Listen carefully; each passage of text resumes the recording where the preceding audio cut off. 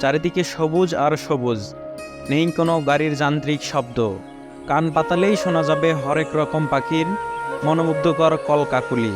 এমনই এক সুন্দর গ্রামের নাম গিয়েথুন।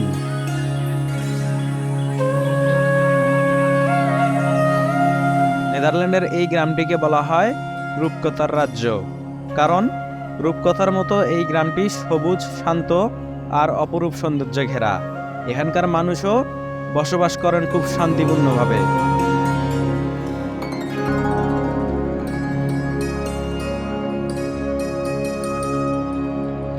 পৃথিবীর সবচেয়ে সুন্দর গ্রামগুলোর একটি হলো গিয়েথুন।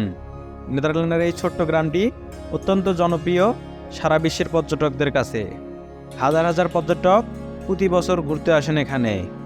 শুধু সৌন্দর্য দেখার জন্য এখানে আসেন না তারা। গিয়েথুন গ্রামের রয়েছে আরও বিশেষত্ব, যা পৃথিবীর অন্য কোনো গ্রামে পাওয়া যাবে না। ছবির মতো সুন্দর রূপকথার এই গ্রামে যাতায়াতের জন্য কোনো রাস্তা বা সড়ক এখন পর্যন্ত হয়ে ওঠেনি। সড়কপথ না থাকার কারণে কোনো গাড়িও আসে না এখানে। সেজন্য গাড়ির হর্নের মতো যান্ত্রিক শব্দের কোলাহল নেই গিয়েথুন গ্রামে। সারাদিনই থাকে খুব শান্ত পরিবেশ।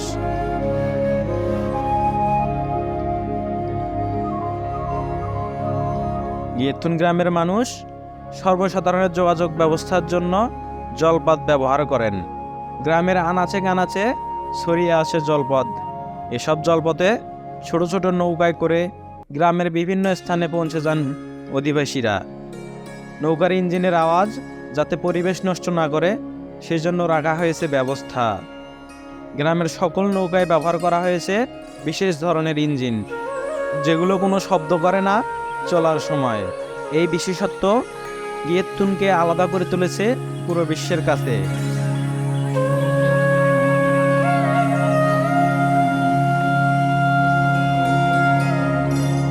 কোনো যান্ত্রিক শব্দ নেই এই গ্রামে।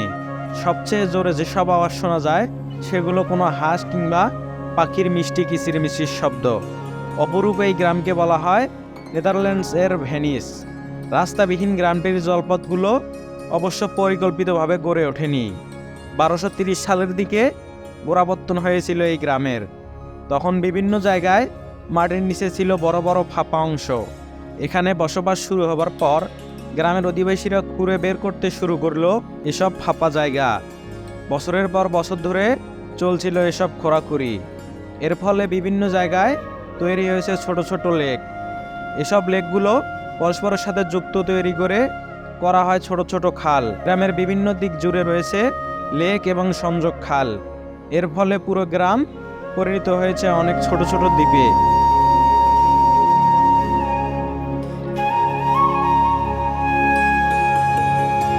এক দ্বীপ থেকে অন্য দ্বীপে যাওয়ার জন্য গিয়েথুন গ্রামে আছে 150টির বেশি কাঠের সেতু। দ্বীপগুলোতে রয়েছে ছোট ছোট কটেজ আর রং বেরঙের গাছপালা। সব মিলিয়ে নেদারল্যান্ডের এই ছোট্ট গ্রাম রূপকথার মতো অপরূপ সুন্দর। অ্যামস্টারডাম থেকে খুব সহজেই পৌঁছা যায় এখানে। গাড়িতে করে প্রায় 75 কিলোমিটার এগুলেই শুরু হবে জলপথ। তারপর রঙিন নৌকায় করে ঘোরা যাবে এই গ্রামের ভিতরে।